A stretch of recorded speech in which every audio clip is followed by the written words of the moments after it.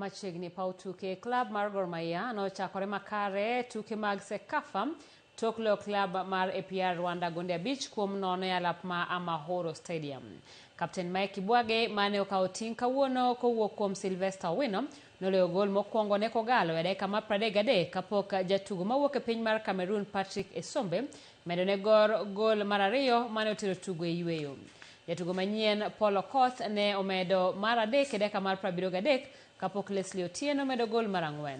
Kogalo ne okotieko gi kanyo ka e dakika mar 85 jatugo Ebeneza Sifwai Nkom nomedo ne kogalo gol mogik. Gor Mahia omako thuolo mokwongo e grup A ka koro gibiro timo ikruok mar rakore gi tim mar Vipers wuok tich.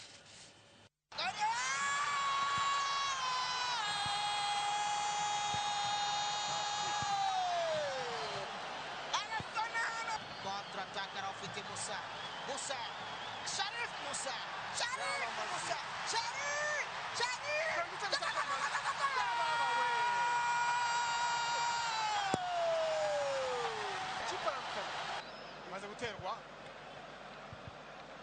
turebe icyakora teravuga vuba rakome mwiza igitego cya gatanu hano igitego cya gatanu cyayo ntabwo bisanzwe Poch gi pak ne kogalo tim mar